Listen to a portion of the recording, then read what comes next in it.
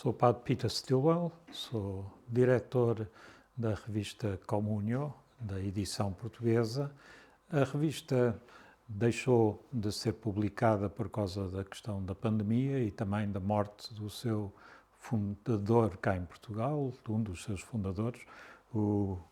Padre Henrique Calvão, e pensámos que seria interessante, como homenagem ao Padre Henrique Calvão, publicar uma recolha dos artigos do seu grande mestre, que foi o Joseph Ratzinger, que orientou a tese de doutoramento do Henrique Calvão e que foi fundador da revista Communio. E o cardeal Ratzinger, depois Papa Bento XVI, foi fundador da Communio e publicou ao longo dos tempos um conjunto de artigos que representam uma janela sobre o seu pensamento a respeito do mundo, a respeito da Europa, a respeito de Jesus Cristo, de Nossa Senhora, de uma virtude tão importante como é a esperança. E pensamos que um ano depois da morte do Papa Bento XVI, seria interessante fazer a publicação desses artigos. Conhecemos muitas pessoas, não só dos assinantes da Communio, mas também de outras pessoas que se interessam pela pessoa e o pensamento de Bento XVI e, portanto, facultamos assim o acesso ao seu pensamento. O mais importante do livro,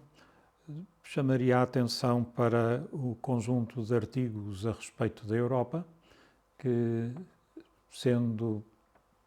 escritos e publicados em períodos diferentes da vida do Papa, ajudam-nos a fazer uma reflexão sobre a Europa atual e os desafios, como são os da imigração, como são os de um desenvolvimento de um direito que esteja ligado à ética da criação na Europa de uma ecologia humana. O Papa introduz essa ideia, que ele depois retoma numa das suas encíclicas, a ideia de que a construção que devemos fazer deste grande continente é uma construção em que a pessoa humana é respeitada em toda a sua dignidade e na sua relação com a natureza. Há também textos mais de caráter teológico sobre a virtude da esperança, sobre a pessoa de Jesus Cristo, que para aqueles que se interessam por uma teologia mais sistemática, são um desafio intelectual interessante. Tenho também o gosto de publicar nesta coletânea uma carta que o Papa Bento XVI me enviou a mim. A razão foi que eu comuniquei que tinha morrido o seu aluno, Henrique Calvão, e que tínhamos muita pena e que gostaríamos que houvesse uma palavra do seu mestre, Bento XVI, sobre aquilo que o Henrique tinha representado como a relação entre os dois ao longo dos anos. E chegou-me essa carta, não posso dizer inesperadamente, mas chegou,